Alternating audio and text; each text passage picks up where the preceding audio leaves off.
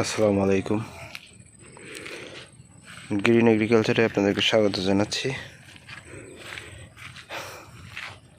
এই মুহূর্তে রয়েছি আমাদের গ্রিন এগ্রিকালচার প্রজেক্টটিতে।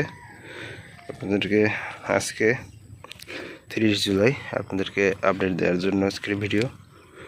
কাছে কিংবা দূরে দেশ বিদেশ থেকে যারা এই ভিডিওটি দেখছেন অবশ্যই আমাদের সাথে থাকবেন এবং আপনাদেরকে বিভিন্ন রকমের পরামর্শ এবং চাষাবাদের বিষয় নিয়ে বিভিন্ন ধরনের আলোচনা করাই। সেই অংশ হিসেবে আপনারা আমাদের প্রজেক্টটি এর আগেও দেখেছেন। আমাদের গ্রিন এগ্রিকালচার প্রজেক্টটি রয়েছে বরিশাল জেলার সদর উপজেলার শাস্তাবাদ ইউনিয়নে। আমরা প্রজেক্টে বিভিন্ন ধরনের সবজি চাষ করেছি। তার ভেতরে লাউ, করলা, ধুন্দুল, পুঁইশাক, কেরালা সিম এবং লাফাও চাষ করেছি। আমাদের লাউ গাছগুলো আল্লাহর রহমতে মাশাআল্লাহ ঝাঁকায় বাইতে শুরু করেছে, দেখতে পাচ্ছেন। আশা করছি 2-4 দিনের ভিতরেই ফুল ফল আসতে শুরু করবে। প্রতিনিয়তই আমরা ভিডিও করে থাকি। বর্তমানে বর্ষা মৌসুম চলছে। বর্ষা মৌসুমে এই কৃষিকাজ অনেকটাই কঠিন। বর্ষা মৌসুমে কৃষিকাজ করাটা অনেকটা কঠিন হয়ে পড়ে, কারণ উঁচু জায়গা ছাড়া তেমন একটি সবজির আবাদ করা যায় না এবং অনেকেই আসলে লসের সম্মুখীন হয়। আমরা এই প্রজেক্টটি শুরু করেছি বেশি দিন হয়নি, অল্প কয়েকদিন হয়েছে, মাস 3 হয়েছে। আমরা এখনও পুরোপুরি ঘেরটিকে সাজাতে পারিনি, সাজানোর চেষ্টা চলছে। আপনাদেরকে যদি দেখাই আমাদের প্রজেক্টটি,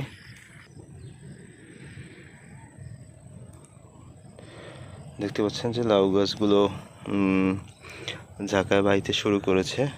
এই জমির এই পার্টটিতে আমরা লাউ দিয়েছি এবং পুকুরের ওই পার্টটিতে আমরা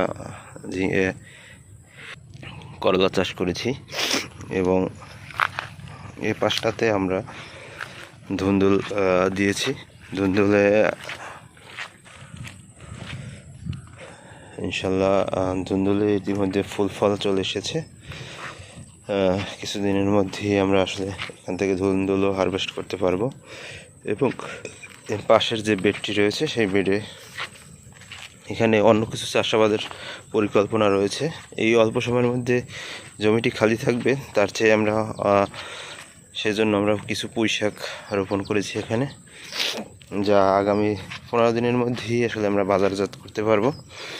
দেখতে পাচ্ছেন যে আমরা সম্পূর্ণ জৈব উপায়ে এবং নিরাপদ ফসল উৎপাদনের আমরা চেষ্টা করছি। এই গ্রিন এগ্রিকালচার প্রজেক্টটি আমরা সেজন্যই করেছি, যাতে করে নিরাপদ সবজি, নিরাপদ ফসল, নিরাপদ খাদ্য আমরা সরবরাহ করতে পারি আপনাদের মাঝে। সেজন্য আমরা এই ধুন্দুল গাছের নিচে কিছু ঘাস রোপণ করেছিলাম, কারণ এই ভেরিটি বর্ষাকালে ভেরিটি যাতে রক্ষা পায়, ধুয়ে নেমে না যায় এই জন্য। তারপরও ভেতর অংশে কিছুটা ভেরি যাতে ক্ষতিগ্রস্ত হয়েছে। বাহিরটা আল্লাহর রহমতে অনেকটাই ভালো রয়েছে। ইতিমধ্যে কৃষিকাজ করতে গেলে অনেক রকম সম্মুখীন হতে হয়। বর্তমান সময়ে সার ঔষধের অনেক দাম, কৃষকরা অনেকটাই হতাশ হয়ে যাচ্ছেন। বাজারে সবজি উৎপাদন করে সেগুলো বাজারজাতকরণে অনেকটাই আসলে বেগ পেতে হচ্ছে এবং অনেকটাই হিমশিম খেতে হচ্ছে খরচ বহন করতে, যেটা আসলে অনেকটাই কষ্টসাধ্য। তবুও আমরা চেষ্টা করছি নতুন প্রজেক্ট আগামীতে ভালো কিছু করা যায়। সেই জন্য আজকের ভিডিওতে এই ছিল। সবাই ভালো থাকুন, সুস্থ থাকুন। আল্লাহ হাফেজ।